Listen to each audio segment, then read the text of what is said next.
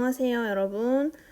지난 시간까지 우리는 물질의 구성의 첫 번째 단원에 대해서 배웠습니다. 거기서 우리가 배웠던 게 바로 이 원자였죠. 원자를 포함해서 이 원자를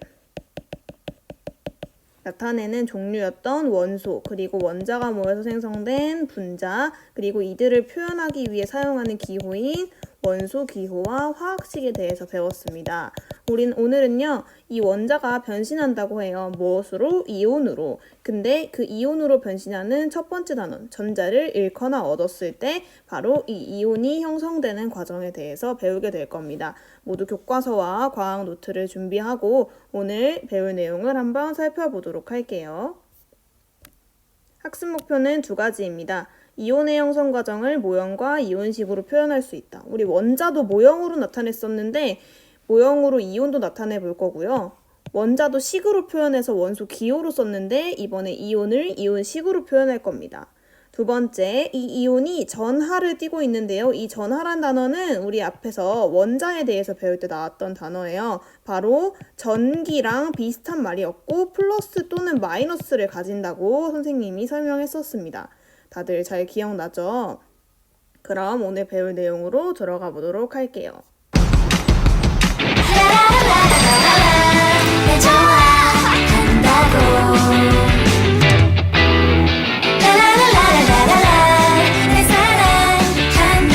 생각만으론 아무것도 되지 않아. 도전은 액션이야.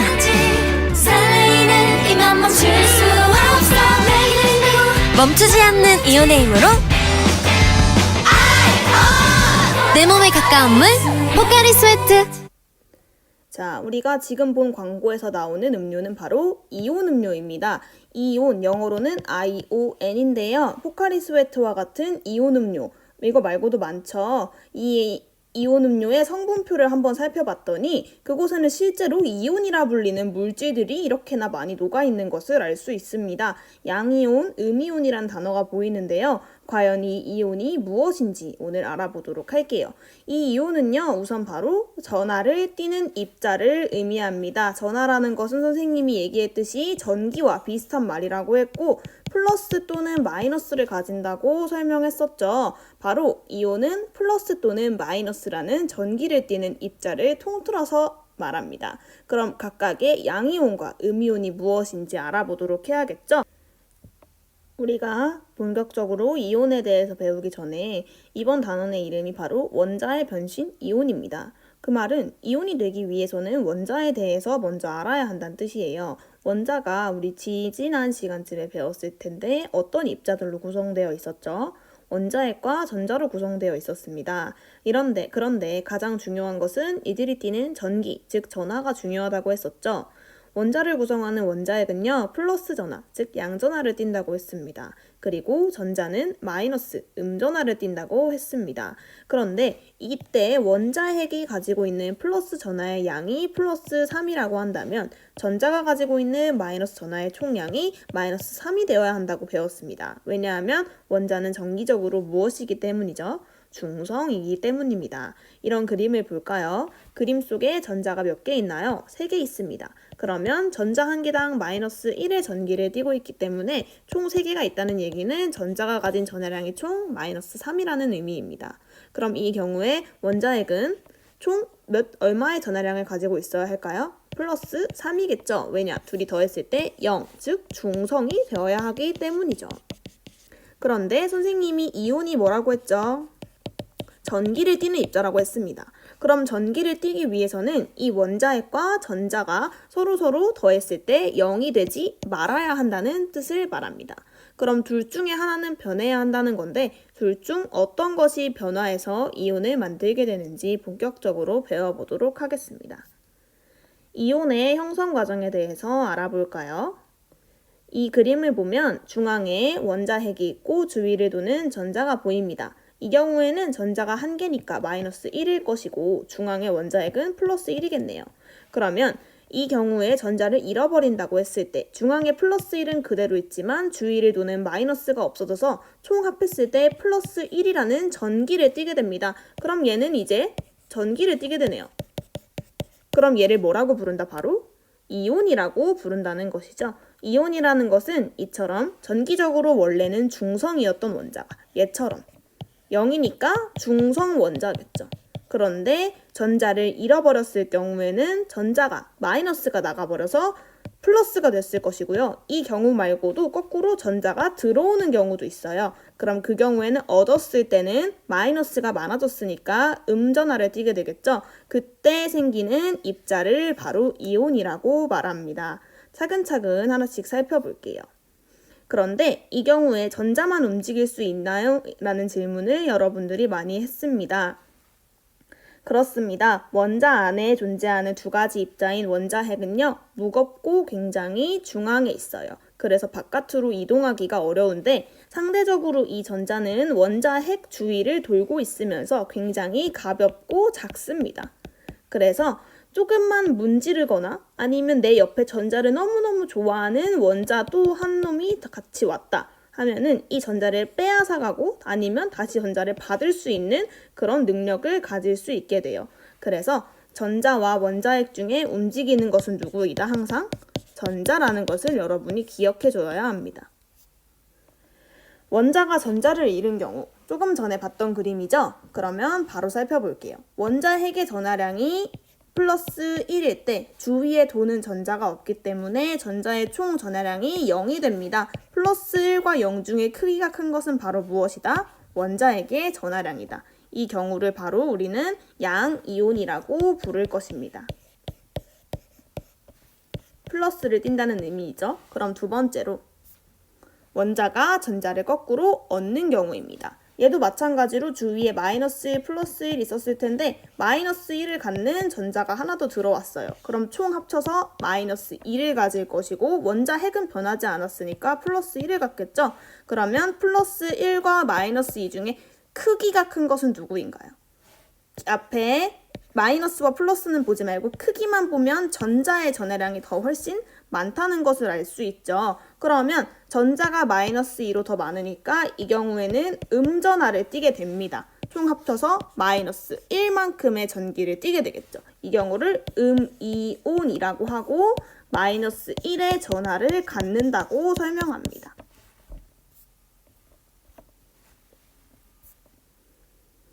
자, 이렇게 원자가 변신해서 만드는 이온은 두 가지로 나눌 수 있습니다. 첫 번째는 원자가 전자를 잃을 때와 두 번째는 원자가 전자를 얻을 때입니다. 원자가 전자를 잃어버렸을 때에는요, 마이너스가 바깥으로 나가는 경우입니다. 그러면 당연히 플러스가 많아지겠죠? 그래서 플러스, 이것을 양이온이라고 부릅니다. 그런데 원자가 전자를 얻는 경우는 마이너스가 상대적으로 늘어나는 경우겠죠? 그럼 이 원자는 마이너스 전하를 띠게 될 것이고 이것을 음이온이라고 부릅니다. 그럼 이제는 구체적인 원자의 예시를 들어서 자세하게 설명해 보도록 할게요.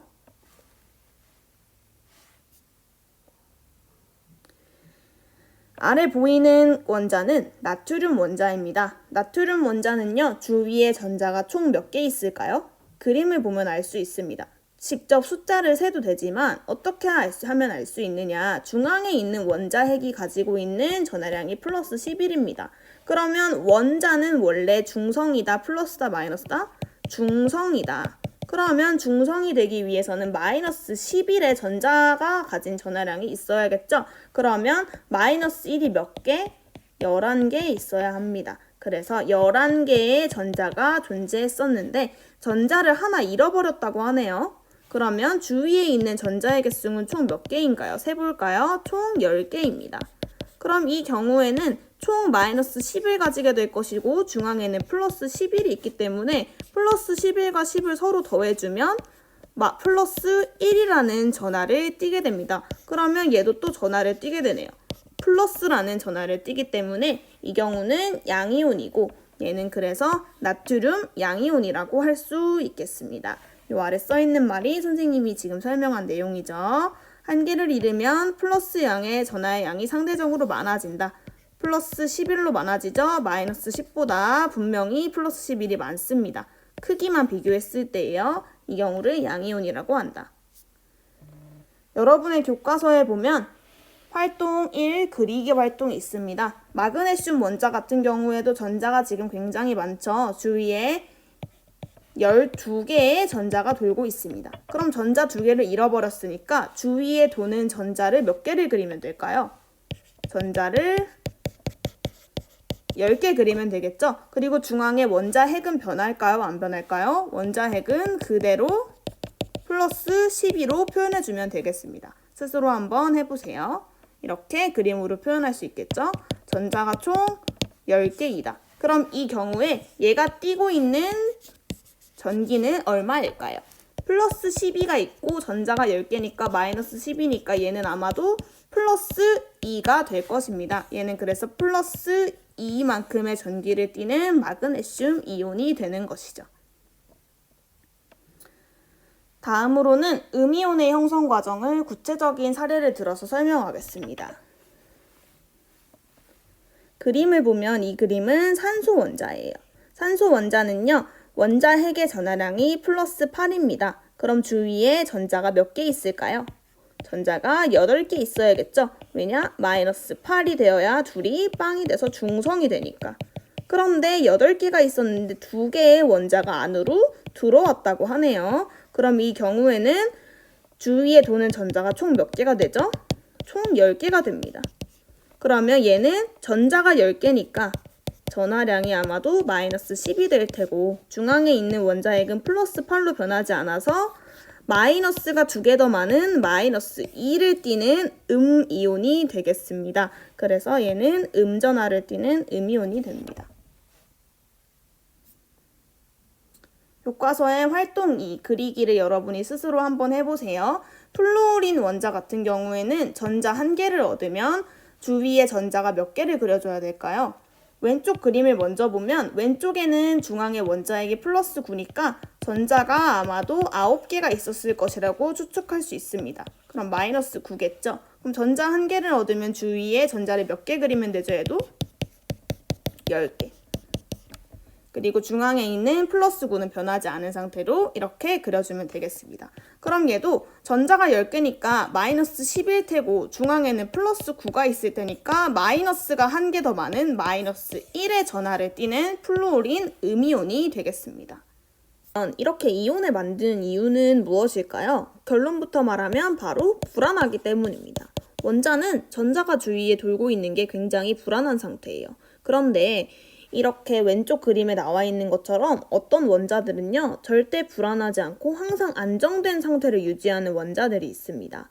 이 그림은 선생님이 지난 시간과 지지난 시간에 계속 여러분한테 외우라고 했던 1번부터 20번까지의 바로 원자들이었는데요. 이때 번호를 붙인 이유는 여기에 나와 있는 번호가 바로 전자의 개수이자 그리고 또는 원자핵의 전하량을 의미한다고 했기 때문이에요. 그래서 여기 나와 있는 헬륨은 전자는 2개 가지고요. 원자핵은 플러스 2를 가져요. 네온은 10개 플러스 10. 아르곤은 18개 그리고 플러스 18.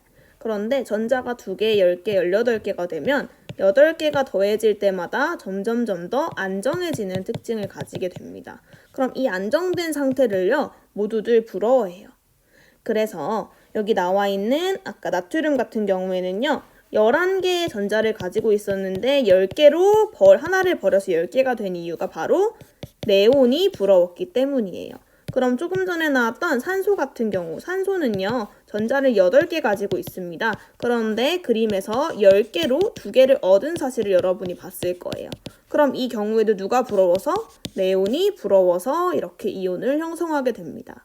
이 내용은 교과서에는 없어요. 그렇지만 여러분이 왜 산소는 2개를 얻고 나트륨은 1개를 왜 버리는지 이해가 가지 않을 것 같아서 설명하는 거니까 잘 이해가 안 되는 사람만 참고해서 들어주면 되고 그냥 외우고 싶은 사람은 그냥 외워도 됩니다. 그렇지만 그 전자를 얻고 빼는데 규칙이 있다는 거 알아놓고 넘어가면 좋겠죠. 그래서 여기 나와 있는 나머지 원소들도 마찬가지입니다. 플루오린 같은 경우에도 조금 전에 음이온을 설명할 때 그림에서 1개의 전자를 얻었는데 바로 네온이 부럽기 때문이고요. 그리고 마그네슘 같은 경우에는 2개의 전자를 버렸다고 했는데 그 이유도 네온이 부러워서입니다. 리튬은 헬륨을 부러워할 것이고요. 염소는 아르곤을 부러워할 것이고 칼륨은 아르곤을 부러워합니다. 왜냐? 리튬이 네온을 부러워하기에는 7개나 전자를 얻어야 하지만 헬륨을 부러워하면 1개만 버리면 되기 때문에 자기가 더 적은 전자만 변화하게끔 자기가 선택하는 거예요. 그래서 다시 한번 설명하면 둘 다 전자 10개를 가진 네온이 부럽기 때문에 나트륨은 주위에 있는 전자 1개를, 자, 다시 한번 보면 전자 1개를 9개를 가지고 있는 플루오린한테 전달해 줍니다. 그러면요, 얘는 1개를 버렸기 때문에 플러스 1이라는 전하를 띠면서 양이온이 되고요.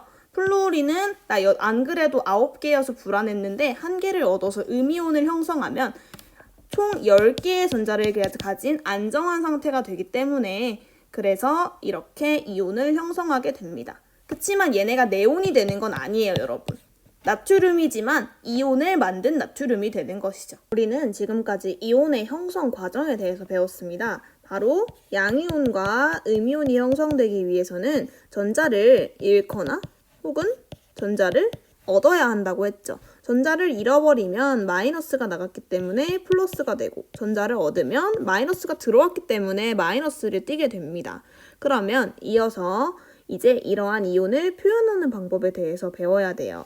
왜냐? 우리는 항상 산소에 대해서 배웠으면 산소를 표현하는 원소 기호를 배웠고 나트륨을 배웠으면 나트륨을 표현하는 원소 기호를 배웠죠? 마찬가지로 이온도 식으로 표현할 수 있어야 하기 때문이에요. 오늘은 배울 내용이 많아서 선생님이 영상을 잘게 잘라서 올릴 테니까 다음 영상으로 이어서 보면 되겠습니다.